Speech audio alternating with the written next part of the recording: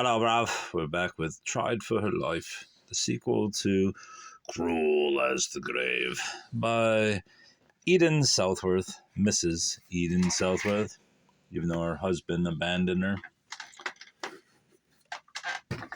That book's too big to put under there. Let's put Dracula under there, Baba. Chapter 12. A Wise and Good Old Man. Chapter 12. A just judge, by the craft of the law, never seduced from its purpose. Southey. The room was a private parlor, furnished something like a lawyer's office. In an ample cushioned chair beside a large desk laden with books and papers sat a venerable old gentleman of a portly form, fine features, fresh complexion, and long silvery white hair. He was dressed in jet black cloth and snowy white linen. His whole appearance expressed great power and benevolence and equanimity. This was Judge Joseph Ruthven, the learned jurist and eminent philanthropist, who had succeeded the lately deceased judge on the bench of the criminal court. He arose with a suave and stately courtesy to receive his lady visitor. As the waiter withdrew and closed the door, Sybil approached the judge and lifted her veil. "Sybil, my child, Mrs. Berners," he said, suppressing his habitual self-control, the exclamation of astonishment that arose to his lips. He had been the lifelong intimate friend of her father. He had known her from her birth, and in her childhood he had held her on his knee 100 times. It was horrible to see her there before him, and to foresee what must follow. Who can blame him if at that moment he wished her thousands of miles away from him, with the ocean rolling between them? "I have come, Your Honor, to give myself up to justice, trusting that justice indeed may be meted out to me," said Sybil as she sank trembling into the chair that he placed for her. He was scarcely less agitated than herself. "I am guiltless of the crime with which I stand charged, and I can no longer bear the hiding and hunted life of a criminal. I now freely offer myself for trial, come what will of it. It is better to die a guiltless death than to live an outlawed life. Pardon." Sybil repeated, her flesh trembling, but her spirit firm. Still the judge did not speak, but gazed on her with infinite compassion. "It is a painful office, I know," Judge Ruthven said. Sybil, her eyes filling and her lips quivering, "a painful office to consign your old friend's child to a prison, and a more trying duty may follow, but there is no help for it, you know. My poor child, my poor child." These words almost unconsciously escaped the lips of the judge as he laid his hand upon her head. "You are sorry for me," said Sybil, "from the bottom of my heart, and you believe me guiltless. Oh, if you can say that, you will give me so much strength and comfort," she pleaded. How could he answer her? What could he say to her? He would have given much to be able to reply that he fully believed her to be guiltless. But though he had known her intimately from her infancy up, and saw her standing there looking him frankly and honestly in the face, and declaring her innocence and challenging a trial, and pleading for his trust in her, he could not tell whether she was guilty or innocent. He could not forget the fierce passions and fearful deeds of her race, nor hide from his judgment the probability that this girl, inheriting the fiery temper of her father's and driven to desperation by jealousy, might, in a moment of frenzy, have slain her rival. Thus poor Sybil was an instance of that natural law by which children suffer for the sins of their fathers. While the judge dropped his venerable head upon his chest in sorrowful thought, Sybil waited for his answer, and the longer it was withheld, the more impatient she became to have it. "You surely do not believe me guilty, then?" she pleaded, clasping her hands and trying to catch and meet his eyes as he raised his head. "My child, whatever I may or may not believe, I must express no opinion here, or to you," he answered evasively. "Oh, I suppose not, for you are to be my judge and preside at my trial, and so it would never do for you to give an opinion," said Sybil with a sad smile. As womanlike, she jumped into this conclusion. The judge committed himself by no direct reply to her words, but said, I trust in heaven, my child, that all will be well. But, Judge Ruthven, although you may not be able to express an opinion as to my innocence or guilt, yet I earnestly wish that you may hold one, that you may believe me innocent, and so please look into my eyes. The old man, who had been rather shunning her glance, now raised his head and met the honest gaze that was seeking his. Judge Ruthven, she recommenced, although the men and women of my line have been cursed with fierce and cruel tempers, and have some of them done ruthless and fearful deeds, yet none of them was ever debased with a false and lying tongue. Not one of them ever stooped to deny his or her deed to avert the worst consequences that might befall. And Judge Ruthven, if in my rage I had slain my rival, if I had been bad enough to do that deed, I should have been brave enough to avow it. I have never stained my hands with blood and never sullied my lips with falsehood. And so when I tell you that I am guiltless of the death of Rosa Blondell, Judge Ruthven, I call upon you to believe me. Her eyes were fixed on his, and through them poured her spirit's strength and purity and truth, inspiring his soul with full faith in her. He arose from his seat, his fine old face tremulous, yet beaming with emotion. Give me your hands, my child. I do believe you. I believe you, he fervently exclaimed, taking and pressing her hands. Thank heaven. Now I can bear the rest, earnestly answered Sybil, bending her head. And now, Judge Ruthven, do your duty. The quicker it is done and over, the better for us both. Patience, patience, my child. I have now to return at once into the court to preside at the trial now in progress. In the meanwhile, do you remain here. The necessary forms shall be gone through. I will send you counsel. You must be committed for trial, but you will immediately apply through your counsel to be admitted to bail. Remain here until you hear from me. All will be right for the present, and heaven grant that all may be well in the end. Admitted to bail? Not have to go to prison? Oh, thank you, thank you. But I thought cases like mine were not bailable. That is somewhat at the discretion of the court. The fact that you have voluntarily come forward, after 2 months, to give yourself up to trial pleads loudly in your favor. And I may go home perhaps even tonight. Oh, home, home, home. Oh, how blessed to be able to go home. Oh, thank you, thank you, thank you, cried Sybil, bursting into tears of joy. Compose yourself, my child. It is very possible that you may sleep at home tonight and many nights, but there are certain legal forms that must be observed. I will see that they are properly attended to, and with as little distress to you as may be consistent with their due observance. The case that is now going on will close this afternoon, I think, but I will still keep the court open to as late an hour as possible to wait for the application of your counsel for bail. Remain here in peace until I send for you, said the judge kindly, pressing the hand of Sybil as he withdrew. As soon as Judge Ruthven had left the room, Sybil turned triumphantly towards her young escort, who, since his entrance, had remained modestly standing near the door, and she said, Dear Raphael, did you hear that?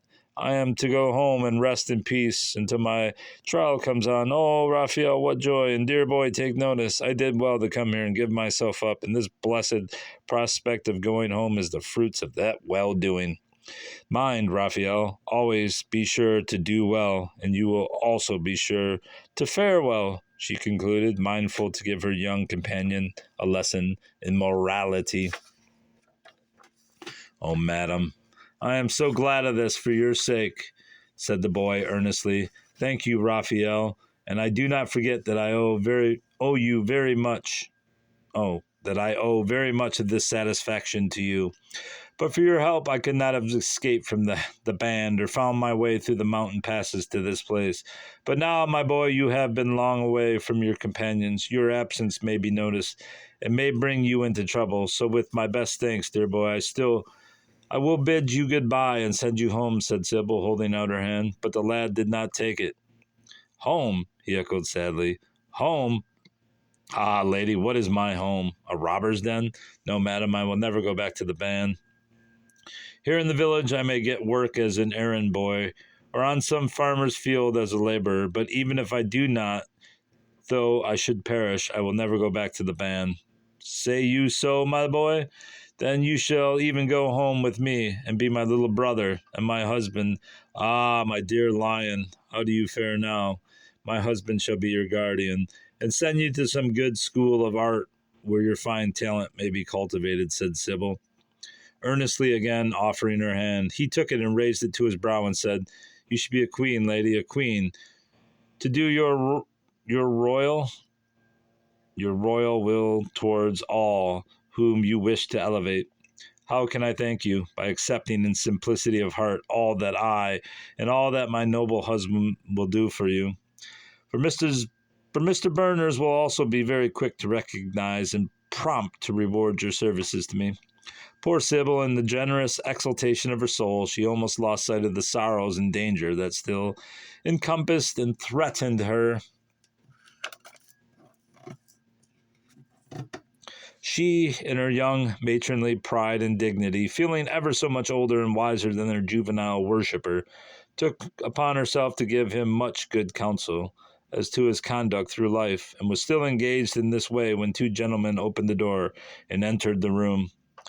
They were both old acquaintances of Mrs. Berners. The first was a Mr. Fortescue, an elderly man, and a wealthy planter of the neighborhood, now holding the office of High Sheriff of the county. The other was a Mr. Sheridan, a brilliant young barrister, often associated with Mr. Berners in the same lawsuit.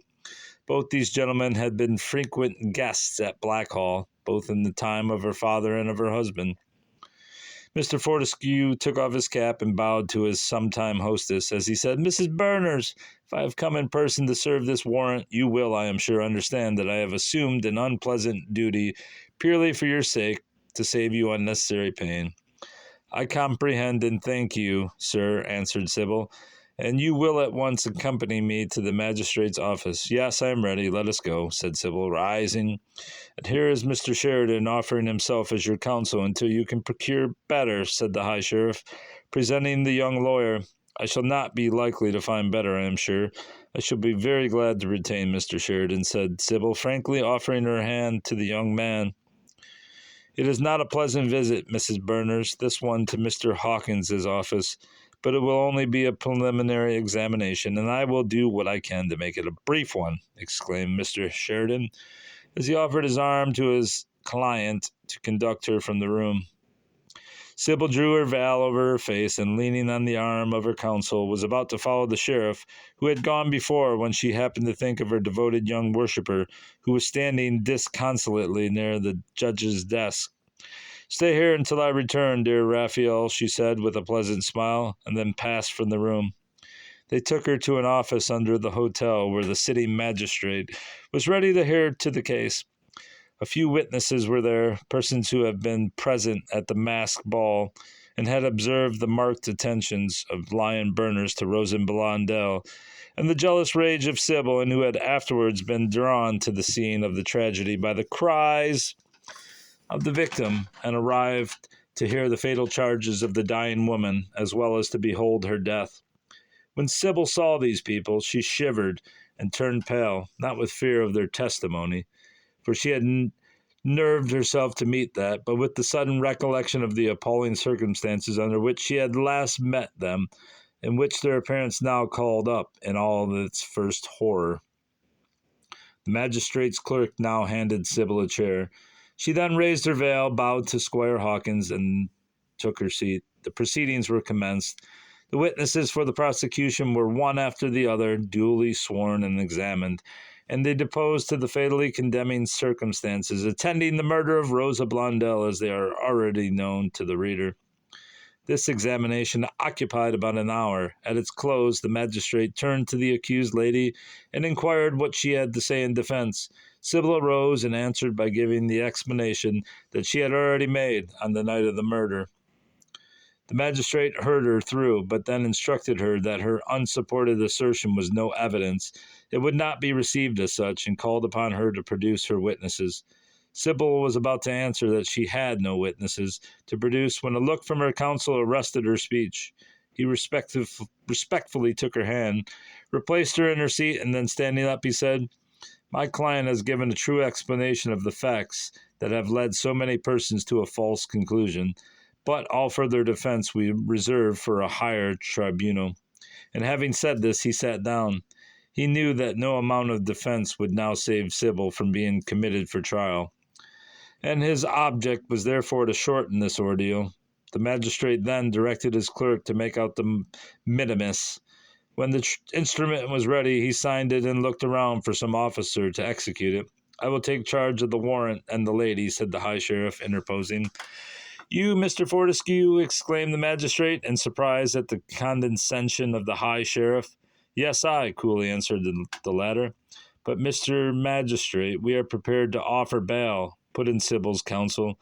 "Not a bailable case, Mr. Sheridan, as you, being a lawyer, should be very well aware. No case in which the prisoner is arrested upon the charge of capital crime can be bailed." "I believe you speak of a rule. I speak of an exception. This lady was not arrested. She came forward in the consciousness of innocence and gave herself up fairly, challenging a trial.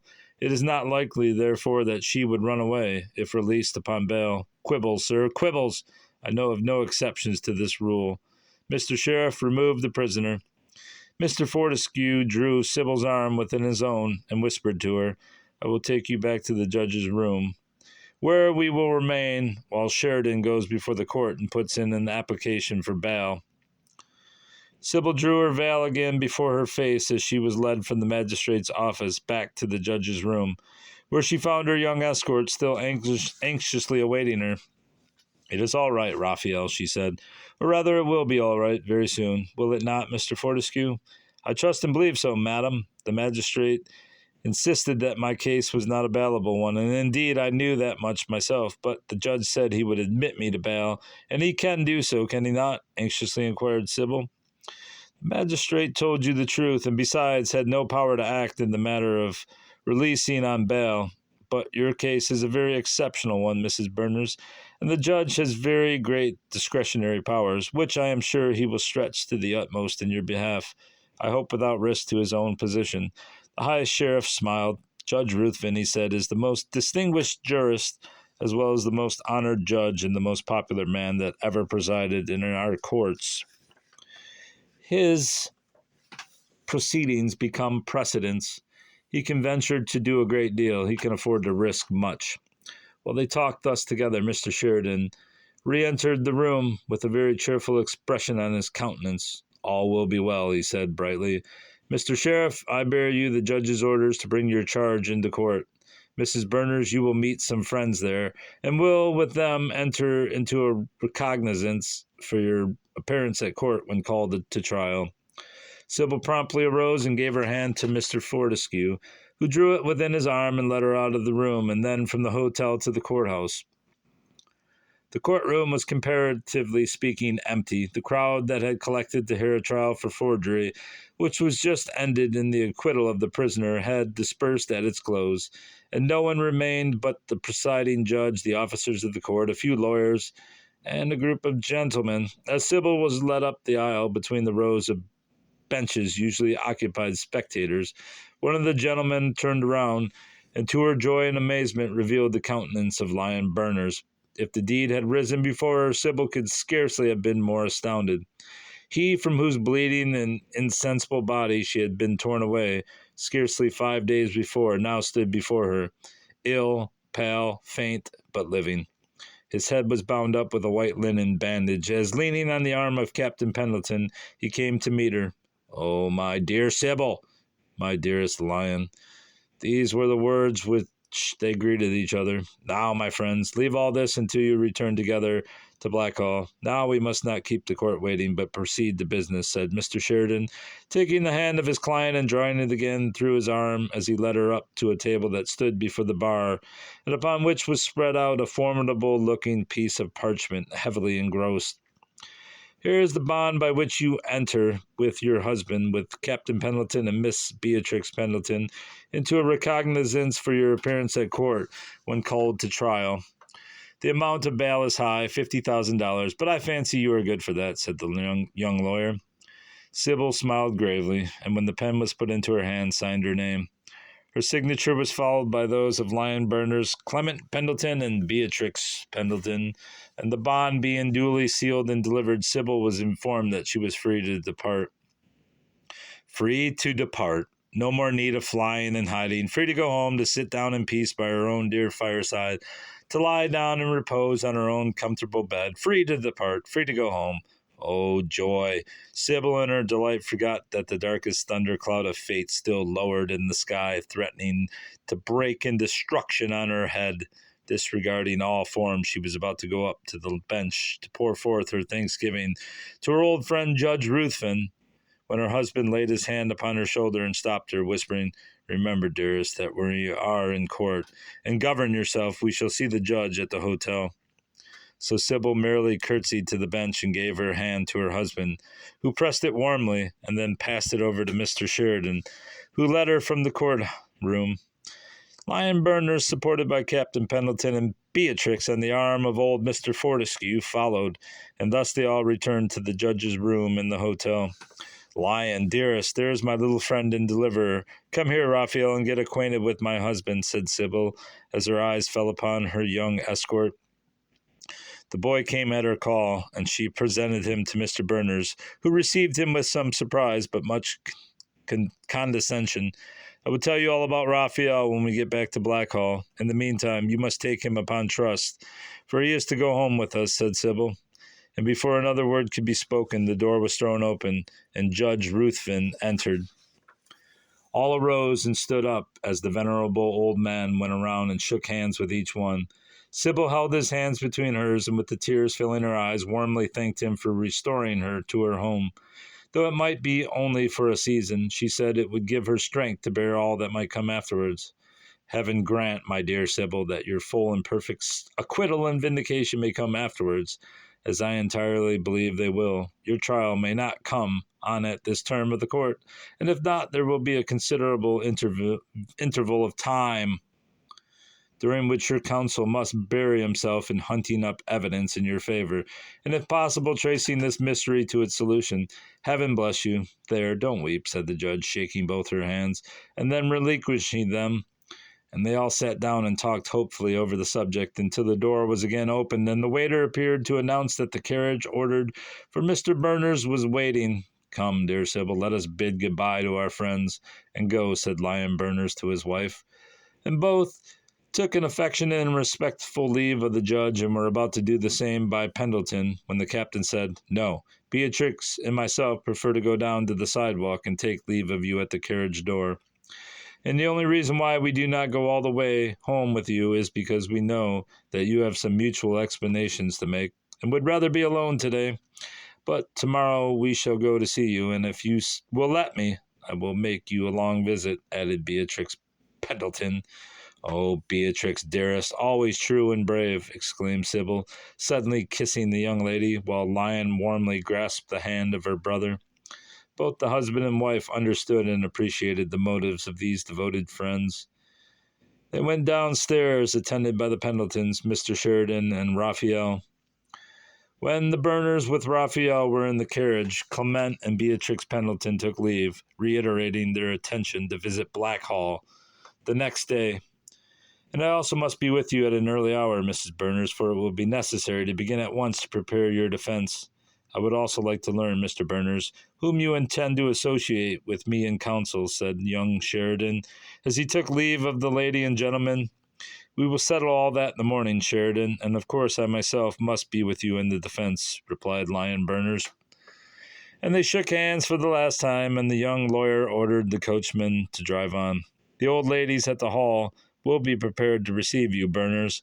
I took care to dispatch a messenger to them 2 hours ago to announce your coming, and Captain Pendleton calling after them." Said Captain Pendleton calling after them. Lion stretched his hand out of the window and nodded and waved his hand as the carriage passed out of the village. And we will commence with Chapter 13 next time. Goodbye. Goodbye.